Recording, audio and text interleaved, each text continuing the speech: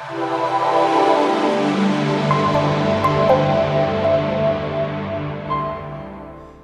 everybody, my name is Carlos Kidman, your host, and I am joined with guest Jason Arbon, CEO of Test.ai and author of many books. Books, no one reads them anymore. But I'll read it. Yeah. I mean, you see all the books behind me. I know they're turned backwards for some reason, like none of the covers are... It's supposed to look cool. Oh, is that the hip way to do it? I don't know. I didn't set it. I think books are decoration these days. I know, right? Like you see some books that are, but... Anyway, so today we're going to be talking about AI in software testing and essentially what that looks like now and for the short term, and maybe in the future as well. But I would want to talk more about like where's it going right now? What is the now of it so people can be prepared for it? Because I think a lot of people are like, oh yeah, AI, machine learning, these are hot words, but I don't really see anything happening. And yet we're trying to apply it now in software testing, and I think we can. So, what do you think? Give you an uncomfortable pause. So AI is waking up, right? Like, I'll say this first. A couple things, I guess I can rant a little bit, interrupt me. But basically, what I see what's going on in testing is that we've been sitting around with like Selenium and Appium and custom, Robotium and all these tools. They're all the same thing, right? And like, a Cucumber, and we build model abstract representations of applications. We've been doing the same thing for the last 15, 20 years. DevOps has been changing, dev has been changing, the tooling is getting better, infrastructure is getting better, testing's kind of remained the same. That's the fundamental problem kind of in our field today. And we're just not able to, can't keep up with the pace and speed of development and especially deployment with continuous integration. So there's this real pain point, right, where just QA is kind of this, slows the process down. And we can't test anything. So my apps are crashing all the time. So what's interesting about AI is that fundamentally AI it's actually the first technology in the last 20 years that's interesting for testers and really might help us solve our problems. And the reason is because what it does fundamentally is it's trying to represent the evaluation and judgment of a human. That's what AI does. Yeah. Right. Yeah. Like Google can recognize there's a cat versus a dog. It gets confused if you see cat dog, but basically it mostly works, right? And you can show it a picture of an animal it's never seen before and guess whether it's a cat or a dog with high accuracy. So, and really you think about the testing function is looking at an app, right, or looking at an app's behavior and understanding what would a human do in this case, right, and then judging is that the correct behavior or not, right, making quick snap judgments, and is that good or bad, pass or fail, and that's actually what AI is good at. The only thing that we kind of are missing in the testing world is we don't record a lot of what we do. So machine learning generally, and the basic machine learning kind of approaches need a lot of data, generally speaking, and we haven't recorded a lot of our stuff. We don't save a lot of our data, we don't centralize it, we don't share it with our test data or our test procedures. And so there's no very large corpuses to train on. So that's kind of hindering, I think, the evolution of AI right now.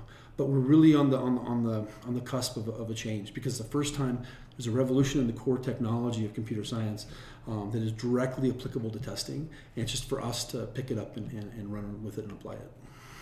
Yeah, so I guess one of the questions I have with that is, because I can see the value of AI, I can see the value of machine learning, but do you feel like you have all that information right now for Test.ai, your tool, to be able to go into, let's say here at my company, if I were to get you today, would you be able to work and be able to start testing things with the data we currently have? Yeah, actually we already, I'll take off my advertisement as long as, because my head's so much more beautiful.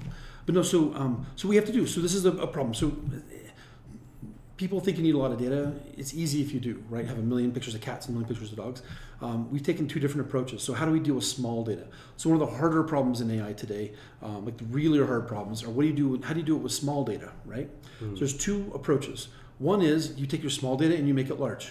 It sounds obvious.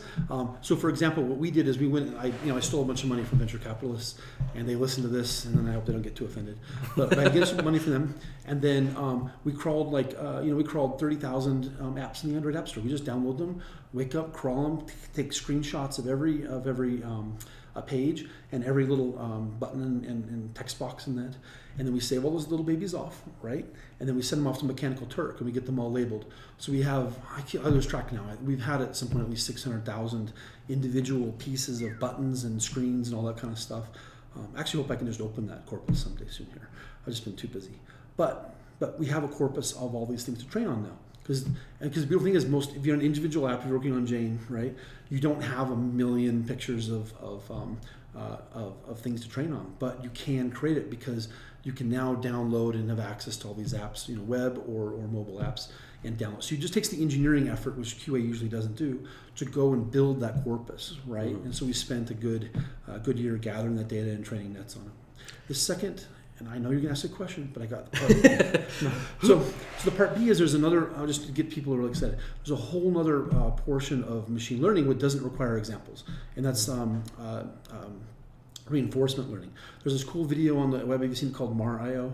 I have not. Okay, so that was such a smooth, I have not. No. But Mar.io, basically if you watch the video on YouTube, it's Mar.I/O, like it's a geeky, funny pun. Oh, get it. I get it now. But basically it's a new way. What you do is you basically let the AI play randomly, right? It jumps around randomly, like let Mario, just let it control the jumps and walks backwards and forwards. But when it runs into a coin, it gets a point. Every time it takes a step, it loses like a quarter of a point, and every time it gets it dies, it loses like 20 points. And you just let it run. You let it run through 10,000, 100,000, a million iterations with some learning, a little bit of Q learning behind there, and it aggregates all the good behaviors and it gets rid of the bad behaviors. And over 1 million runs, imagine, it's really kind of dumb. It's a very slow learner, but you can let it run overnight, right? And what you come out at the end of the day is a machine that can play an almost perfect game of Mario. So what we're doing is, without having a bunch of data, right? It just plays the game. So similarly, what we've done at test.ai, test.ai.com, no, okay.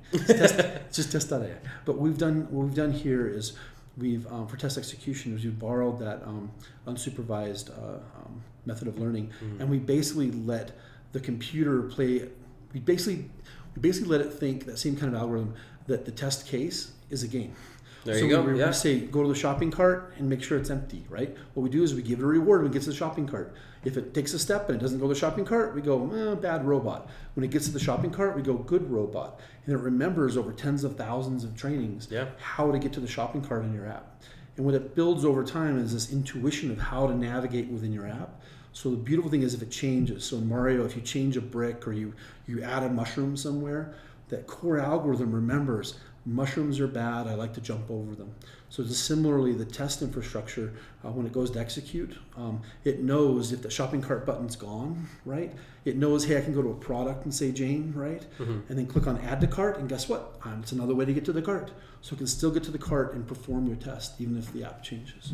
So there's ways to do that with and without data. Yeah, I think some people, when they think about AI and machine learning in testing, I think you may not understand that it's for us, like, how do we know that, like you said, the cats and dogs, right? How do we know that a cat is a cat, right? Because we've been trained ourselves to recognize a cat, the same way that a machine could essentially learn that as well. Right. Yeah, you're reading a book, and your mom or dad says cat, and you point to the cat, right? And then you show a picture of dog, and you go dog, and you might say cat. If it's your first dog you've seen, they go, no, it's a dog. Right. It's very, very similar. Just machines are far slower at learning than we are.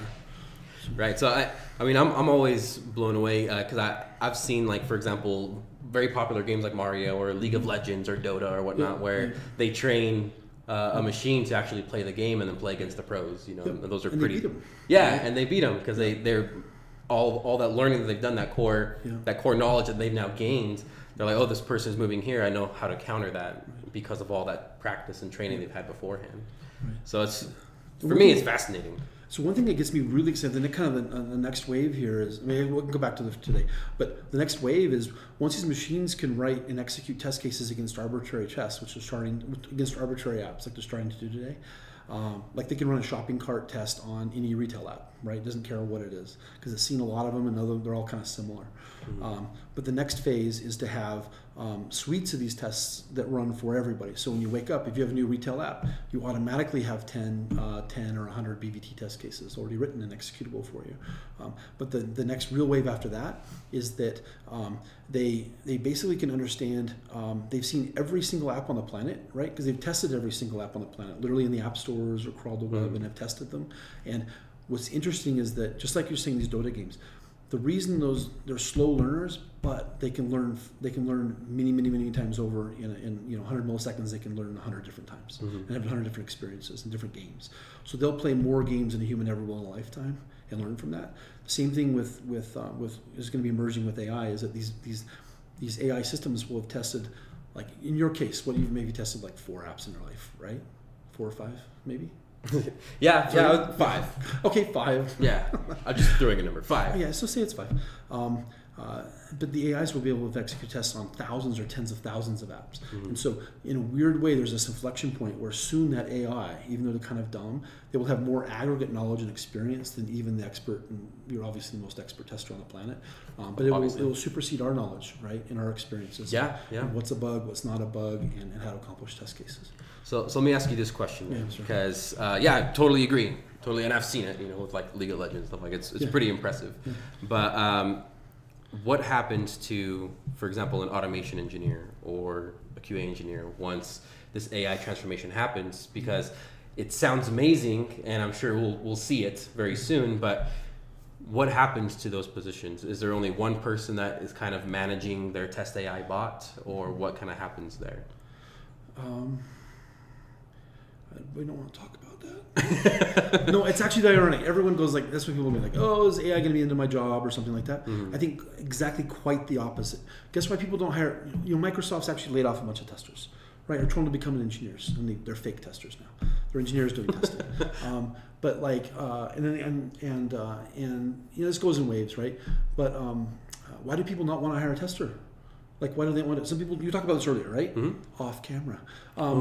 You talked about like sometimes people don't know they need QA. They need to be shown how and why, and it's expensive, right? But guess why they don't like QA? I mean, I'm very broad generalizations, but it's because guess what the QA does? They sit in the corner. I get worked up. They sit in the corner, and guess what they do? They do login again every morning on every new build. Every day, the same stupid test, right? Apologies, but you do the same stupid test, and they go like, why do we have a human paid, more than the highest paid person in some third world nation, making like 60, 70K in the corner. All they do is like log in the app every day, right? It's ridiculous. It seems like a waste of humanity and something that should be handed over to automation, or just not done at all, right? Because we can just see if the users fly it to alpha users and see if they can log in. Right. But so what I think is going to happen is that the bots are going to finally reclaim our mind share. Because I wrote a little blog post that's very famous on LinkedIn. I don't know, but it's called "Testers Don't Test Anymore." And it's because, like, I'm an old man. When I got out of school, like 80% of my time was trying to find bugs, right? 20% was just checking a build that came out that week, right? It's inverted today. We spend all of our dang time. I told you about my kids. We spend all of our dang time just catching up with the latest build and making sure it still works and basic functionality is correct. And only a little bit of time hunting around and finding bugs. And hunting around and finding bugs is the hardest thing on the planet. That takes creativity and understanding of the product, the technology, the end users, and to combine all that with some expertise around testing techniques to find these bugs. And that's what we're paid for. That's what we're rewarded for. So testers are fundamentally not doing what we're rewarded for. So basically the trend is, in a one-liner, is that these bots are going to rise. The bots will basically do, say, 80% of our work that we do today, which is actually the boring, really the redundant, and the stuff that a machine can do with quick judgments all the time. Just end that for us, right? End that repetitiveness, so that we can sit back when we come in and work in the morning, like we're actually refreshed. We have a coffee. We sit back and think, right, about how to break this. My old boss wrote a book called How to Break Software, right? People don't read that anymore. They really don't. Well, they kind of do, but they don't really read it because they're trying to make sure, today the book should be, how do I make sure my stuff works like it did yesterday? Right? Yeah, seriously. But this will really free us up to let testers be creative and be awesome and find all those big bugs and make sure that the software that runs the world actually runs and doesn't break. Yeah, so it'd be more, I don't want to say exploratory because I feel like the AI machine learning can help with that as well. Yep. But it's, and I've said this a few times, but as long as we have human customers, there'll always be room for human testers, whether it be your customers that you test in alpha or beta, or you hire QA testers or QA engineers as well. So with that, because I mean, for me as an automation engineer, that was essentially my goal as well, was to 80% of the redundant, the repetitive, the tedious, automate all that to free up that 20% of time. But the promise has been broken. And the reason is that the tools, like testers are usually not the best engineers, right? They don't get enough time. It's not treated like a separate software project. And so you're left up to the whims of somebody who happens to want to take this extra effort and try to code it up. I was talking to a company today, and they have, they have like 4 engineers. They spent 2.5 years writing stuff. They have 100 tests on Android. They have 12 on iOS, and they have 12 on web. Right, and one of the people, I won't pick on him, but one of the people is like a very smart person that works in the automation world today, and even then they don't really like trust the tests because they're flaky. That's the state of the nation today, right? Yeah. And it's just we got to admit that. So the problem is automation should have done that for us, but instead what it's done worse. It's actually taken away more testers' brains away from the actual testing activity, the creative activity. Had them write scripts all over the place that break and are brittle. And then they have to test those all the time and debug those all the time. So testers are spend all their time now debugging these silly little scripts that keep breaking, and they're not focusing on the product. So again, people look and they go, what are my testers doing? Well, they're spending all their time debugging their own little buggy scripts. But I think AI, because it has the abstraction layer on top of the app, and kind of software can think like a human, a little bit more versatile like a human, will be far less buggy, far more reliable, and far more scaling, because one test can be reused across multiple apps for the first time. It doesn't have to be reinvented on every team. So I think this will finally let us bring back that human creativity element that you're talking about, where we can actually think about the user, think about the product, think about the industry, and be creative and make sure that code meets the business and end users' needs. Awesome. So last thing before we go. That's it? I know, right? I wish we had more time. No, you don't. Okay. I do. Right. But last thing, for people that are wanting, whether they're in QA or not, I would hope it's QA people, but for those who wanted to get into machine learning, into AI for software testing, what would you say, like, these are your next steps? Like, and I know that's a really broad question, because like, what if they're brand new to QA, or what if they're not? Like, what do you see as the progression to, now that you've done these things, now do this for machine learning and whatnot? Yep. So I think there's 3 things to do. There's always 3 is a good number. One is go out and use products. Like there's a bunch. So I'll give a quick list of ones. Some of these may not be here in a while. Some will still be here. But there's a great one. There's one called Mabel. They're out of New York. I think out of New York. No, sorry, Boston area now. There's Functionize. There's one called Sophie.ai. I'm going to get in trouble for missing some of these. There's test.ai, obviously. And there's also Apple Tools. Apple Tools just got a good funding round recently. And they use AI in a very interesting kind of visual way for doing visual diffs. And so I would actually encourage people, so no matter what your skill set level is, these products are designed for people that are technical and non-technical to engage. So just start to play with it and get a feeling for what AI is doing today or isn't doing, right? That's a really easy way to do it. Because you can pay someone a little bit of money, or you get the free trial, and at least play with it. And you can say as a tester, hey, I've actually seen AI in testing, which is like a 0 to 1 moment, right? That's what I'm saying. Watch their demo videos, whatever. But that's one way to get in without worrying about code or anything. Second one, in terms of if you want to actually like use AI and ML on your own personal system, like handcraft it and create it yourself. There's a series. There's a person named Andrew Ng, and he's a Stanford professor, and he's been at Baidu and at Google and stuff. He's not at Baidu. Not at Google, but anyway, he's an awesome dude. He's super smart. He gave a lecture series on YouTube from Stanford. So you just type in Andrew, NG, and then just do Stanford. And you can sit back, and the millennials like we're talking about, those people, they can just sit back and watch a video. And if you don't do the exercises, don't worry about the math. There's not a lot of hard math in there. But just sit back and absorb it. It's like 10 hours of video, and you get a good understanding of the capabilities of what AI can do. And that will lead you down the path to figure out which AI tools or infrastructure you want to try to apply to your personal problem. And the third one is just sit back, don't worry about it, don't think about AI, just enjoy the next few years of the left of your career, and don't understand how the machines will actually take over the planet in the next 25, 30 years. Just ignore it. Just put your head in the sand. Just enjoy the beach. Yep. Well, right on. Yeah, I think that's honestly a great place to start. I think it's tough when, if you don't know anything about machine learning and AI, it's like, well, how do I start? And so, boom, 1, 2, 3, or I guess 1, 2. 1, 2, 3. 3 is valid. 3 is valid, and by the way, most people will choose option 3. Yeah, and that's a sad truth. But yes, some people will be like, just hate it and then don't do anything And with it is intimidating, right? It's like it's not only it's a layer of technology on top of, like, you know, programming languages and libraries and infrastructure and stuff. It's a very intimidating topic, but don't be afraid. It's actually pretty easy. I can embrace do it. You know, I can do it. Like most people can do it.